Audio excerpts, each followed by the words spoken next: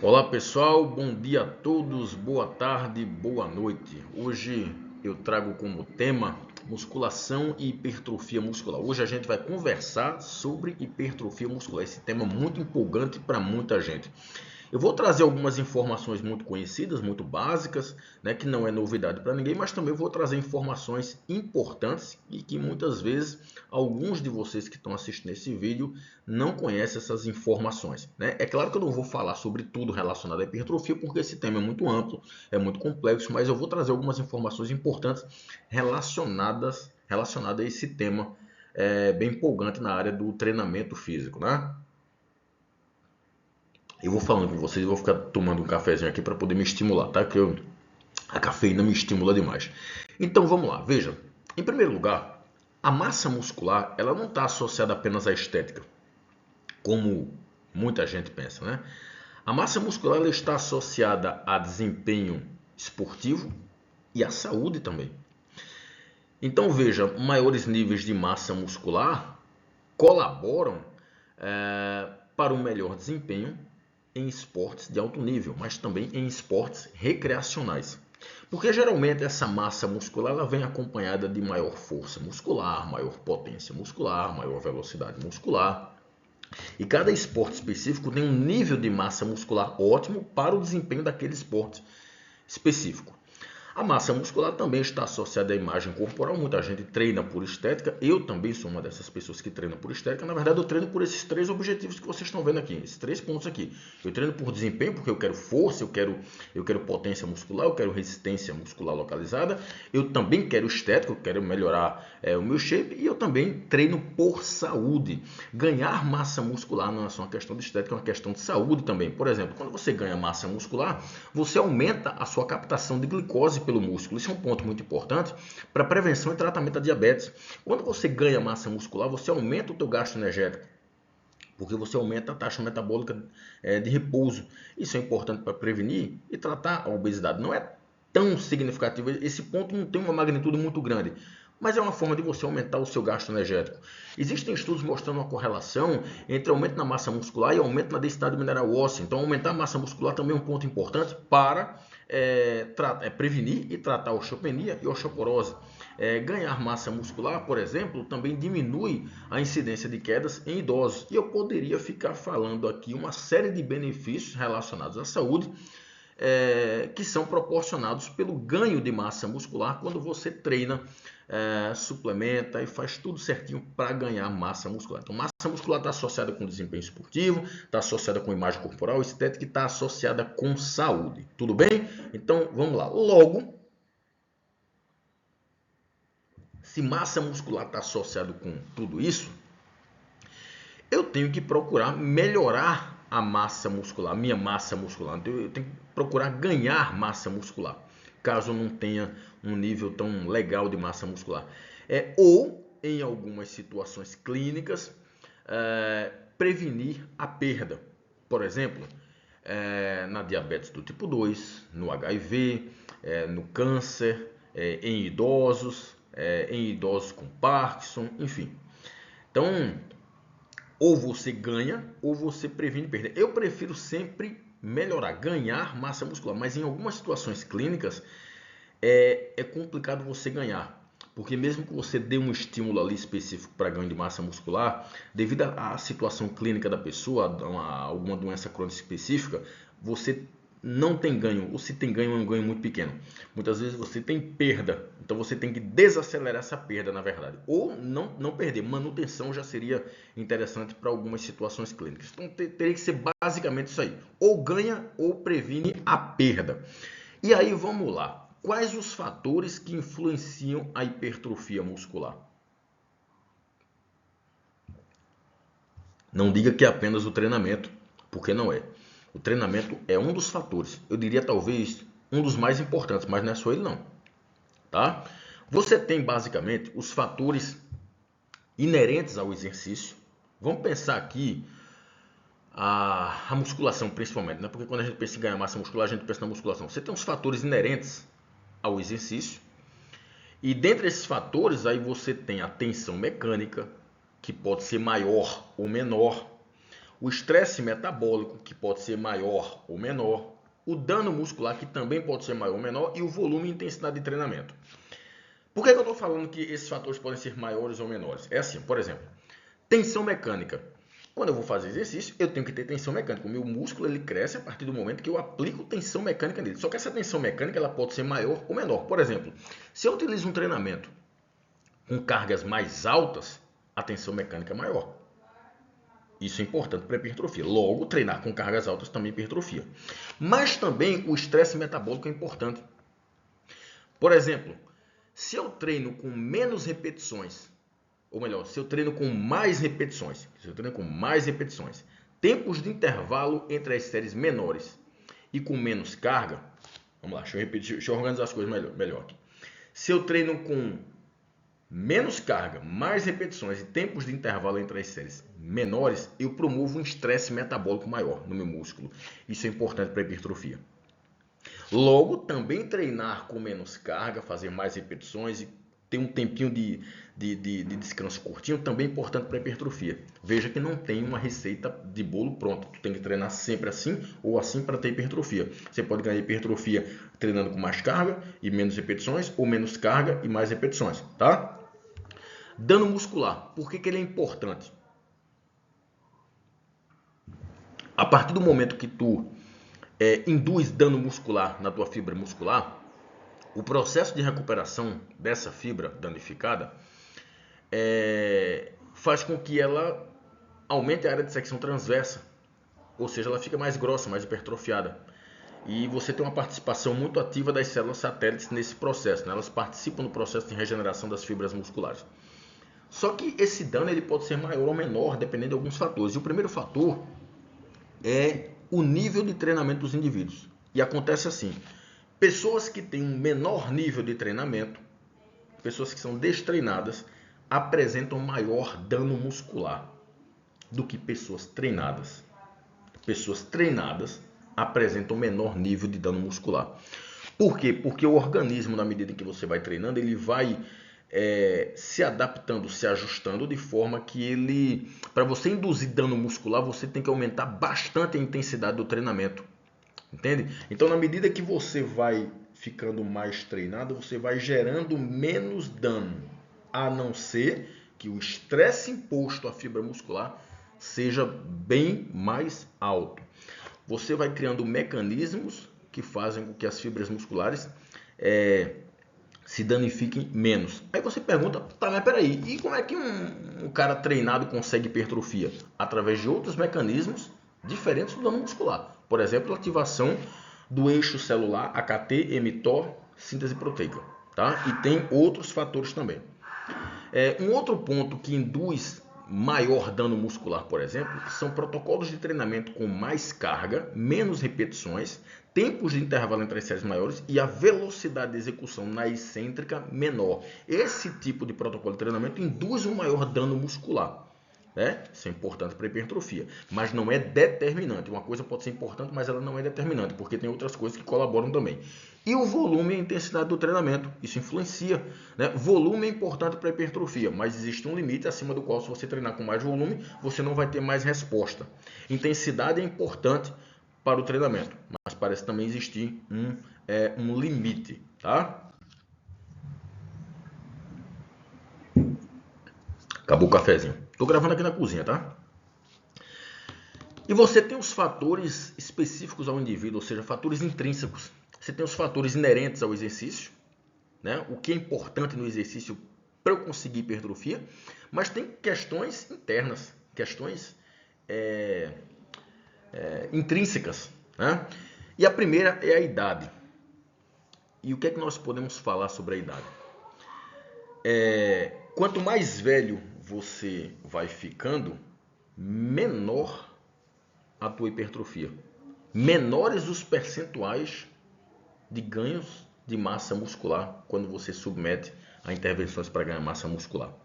E isso acontece porque na medida em que você vai ficando mais velho, você vai desenvolvendo um quadro denominado de resistência anabólica. Isso é muito comum em idosos. Por isso que idosos têm mais dificuldade de hipertrofiar. E não disse que eles não hipertrofiam, estou dizendo que eles têm mais dificuldade de hipertrofiar. Para você conseguir hipertrofiar um idoso, você precisa fazer com que ele treine durante mais tempo de intervenção, tá?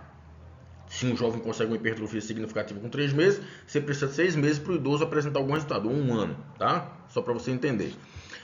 Então você precisa de mais tempo de intervenção, você precisa entrar ali com mais intensidade, com mais volume, né? Enfim, você precisa usar estratégias para conseguir melhores resultados. Então, na medida que você vai ficando mais velho, o percentual de ganhos vai diminuindo. O estado prévio de treinamento, acabei de falar no slide passado, né? Se você é destreinado, o teu percentual de ganho de massa muscular é maior do que um treinado. Por quê? Porque você tem uma janela de adaptação, uma janela de ajuste maior. Você tem um percentual maior para ganhar em termos de hipertrofia muscular. Então, pessoas treinadas ganham mais do que pessoas destreinadas ganham mais do que treinadas. E na medida que você vai evoluindo, na medida em que você vai ficando mais treinado, você vai ganhando menos massa muscular. Você vai tendo mais dificuldade para ganhar massa muscular, tá? Porque a tua janela de adaptação ou a tua janela de ajuste vai diminuindo. Você não tem muito mais massa muscular para ganhar, tá? Existem fatores específicos à nutrição, isso é extremamente importante. Um deles é o aporte calórico energético, então não adianta de nada tu querer hipertrofia, mas tu viver fazendo dietas altamente restritivas, né? Restringindo carboidrato, por exemplo. Então, se você quer hipertrofia, primeiro, conversa com o nutricionista, porque é o melhor profissional e o profissional mais indicado, claro, né? Para controlar questões relacionadas à nutrição, à tua alimentação.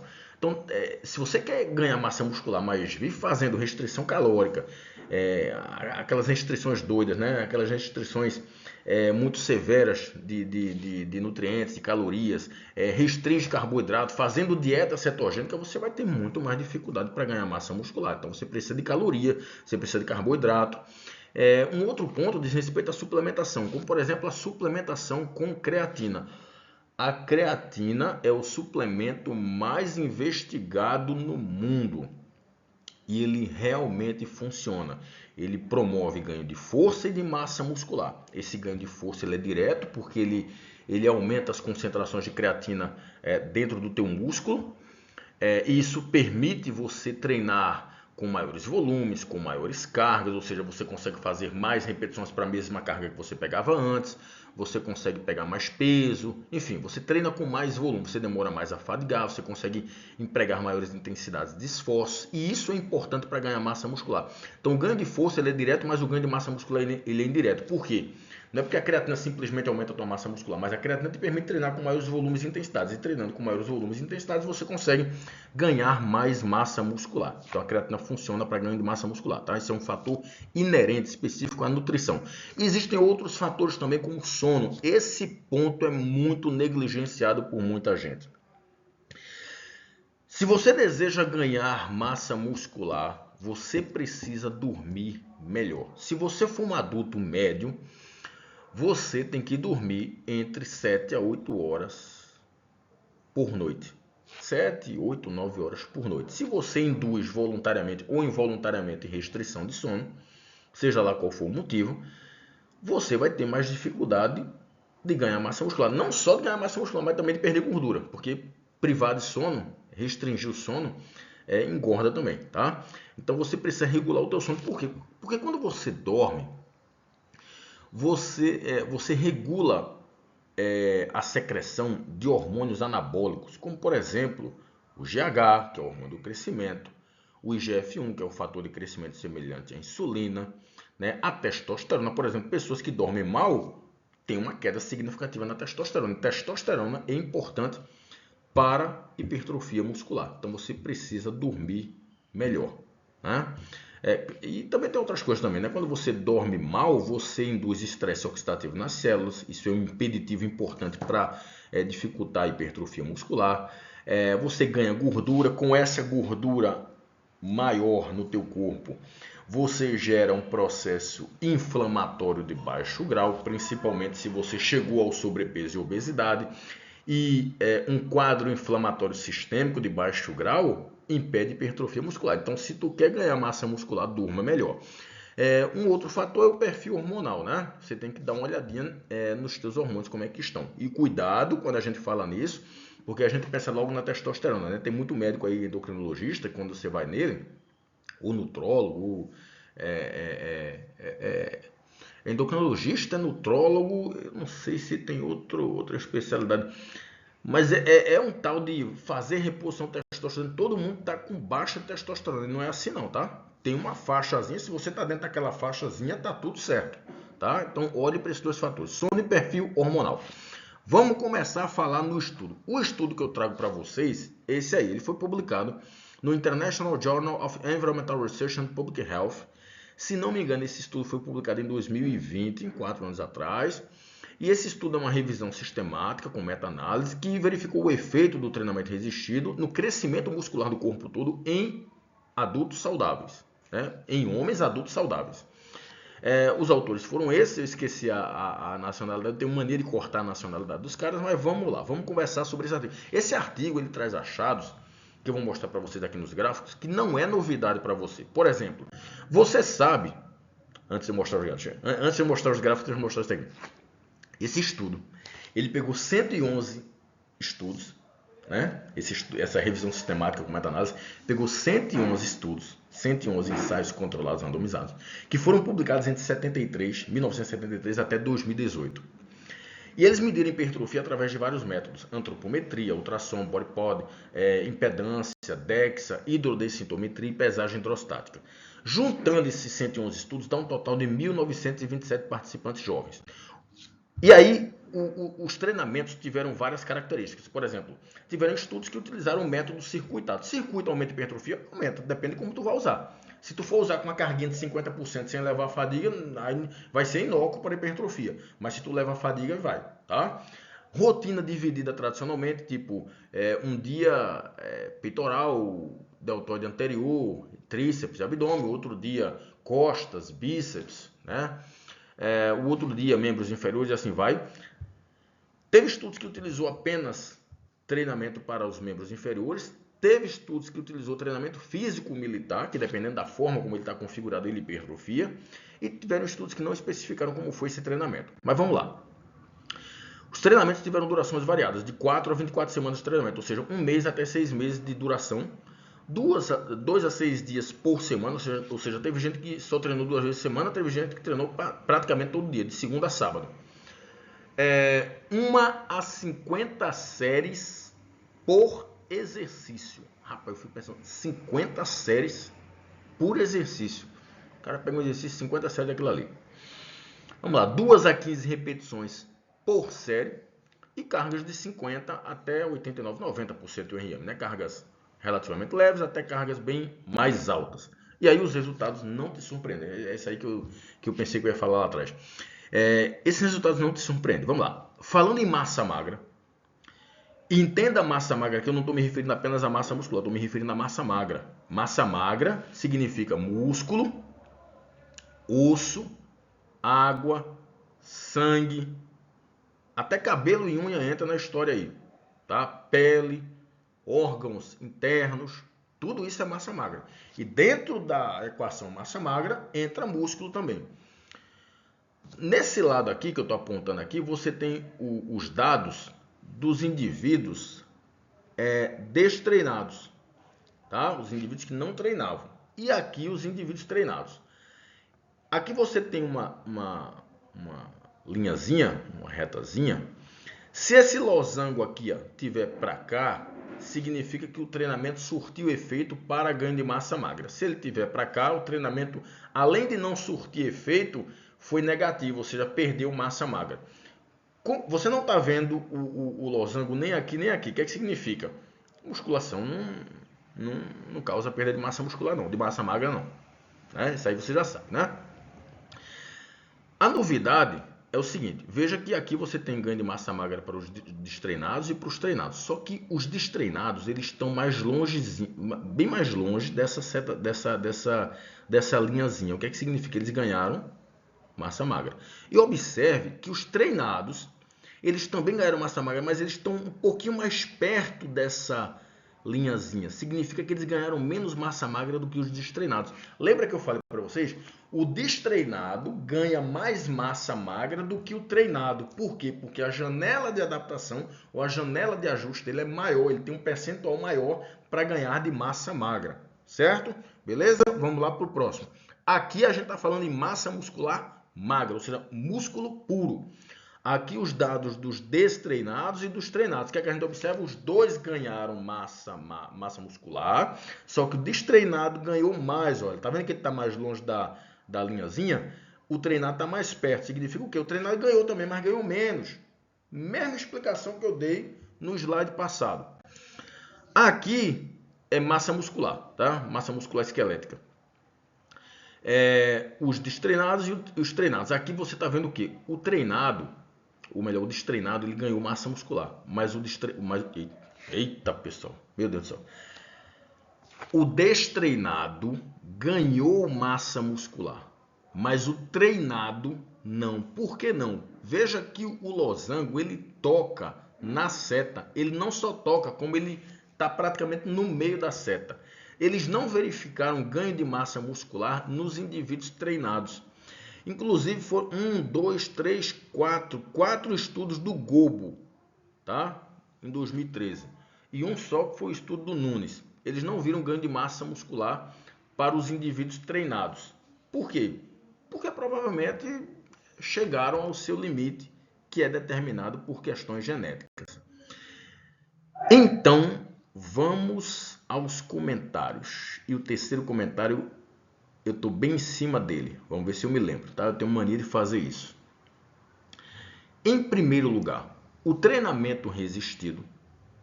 Entenda por treinamento resistido aqui a musculação, tá? Ele aumenta significativamente a massa muscular, em média em cerca de 1,5 kg, com uma ampla faixa de heterogeneidade. Vamos falar devagarinho nessa frase. Primeiro, o treinamento resistido aumenta significativamente. O que muita gente entende por significativamente significa um ganho extremamente alto. E não é isso não. Quando um ganho é significativo, significa que foi feito naquele estudo um tratamento estatístico e aquele tratamento estatístico verificou para aquele valor um ganho ou uma perda significativa. Então, significativo não significa necessariamente grande, um efeito grande. Significa que foi significativo, depende do tratamento estatístico dado aí, tá? Tanto é que a média é em cerca de 1,5 kg, com uma ampla faixa de heterogeneidade. O que é uma ampla faixa de heterogeneidade? Teve gente que ganhou 1,5 kg, mas teve gente que ganhou menos e bem menos. E teve gente que ganhou mais e bem mais. E essa heterogeneidade, o que explica essa heterogeneidade é a responsividade das pessoas ao treinamento resistido. Tem pessoas que são muito responsivas, treinam muitas vezes um treino até inadequado em termos de execução técnica, ou a montagem do treino está uma porcaria mesmo. Mas elas ganham muita massa muscular. Muitas vezes não precisa nem treinar, só basta chegar perto dos pesos, respirar e a pessoa ganha massa muscular. E tem gente que treina e não ganha massa muscular. Essas pessoas não são responsivas.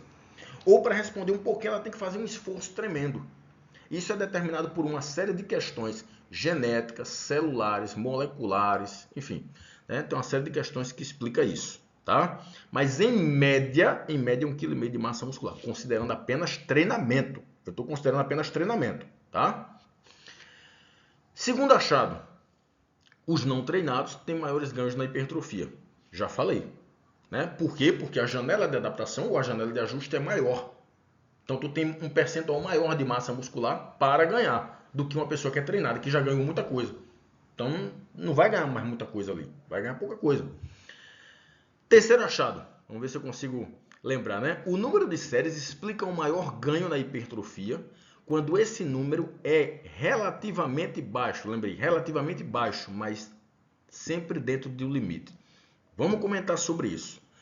O número de séries ele está associado ao volume de treinamento.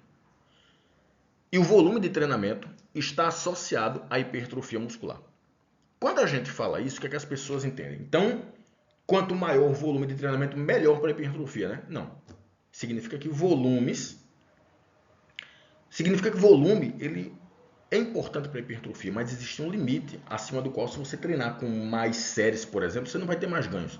Por exemplo, tem um estudo que eu li uma vez, faz muito tempo que eu li esse estudo, não lembro se ele é de 2020, 2019, não lembro. Mas esse estudo, eu lembro até da revista que esse estudo foi publicado, ele foi publicado na Sports. E esse estudo, ele comparou dois métodos de treinamento. Um era um método tradicional, em que o indivíduo fazia, se não me engano, 5 séries apenas. 5 séries de 10 repetições, se não me engano, com um certo tempo de intervalo ali, para um certo exercício, tá? E o outro grupo fazia o método GVT, que é o German Volume Training. Ou seja, nesse método o cara treina 10 séries de 10 repetições com 30 segundos de intervalo entre as séries. E os ganhos na hipertrofia muscular foram significativos e semelhantes. Ou seja, o cara que fez 5 séries ganhou a mesma coisa do cara que fez 10 séries. Logo, eu não posso dizer que quanto mais séries, melhor. Entende? Porque se for quanto mais série, melhor, o cara que fez 10 teria que ganhar o dobro do cara que fez 5. E não é isso. O ganho foi semelhante. Então, existe um volume ideal. E se tu passar desse volume, tu não vai ganhar mais massa muscular. E esse volume, ele é bem menor do que você pensa. Então, não adianta fazer muita série para um certo exercício que você não vai ter mais respostas. Ao contrário, se tu faz muitas séries, tu tem uma série de adaptações celulares que vão até fazer com que você tenha perda de massa muscular. E uma dessas adaptações, um desses ajustes, é que quando tu faz excesso de treinamento, por exemplo, excesso de séries, tu aumenta a expressão do gene da miostatina, que é um gene que está presente no teu músculo, que quando expressado numa magnitude maior, ele prejudica, ele regula negativamente o ganho de massa muscular, ou seja, ele prejudica os teus ganhos de massa muscular. Ele ativa uma série de questões celulares, uma série de vias celulares que prejudica a hipertrofia. Por exemplo, ele ativa a enzima FOXO, ele ativa a MUF, enfim, você vai perder massa muscular. Então existe uma dose, tá? Excesso vai te dar efeitos negativos na massa muscular.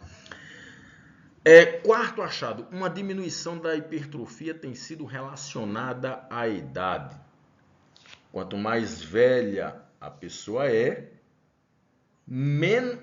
ela ganha um percentual de massa muscular menor quando comparado a uma pessoa jovem.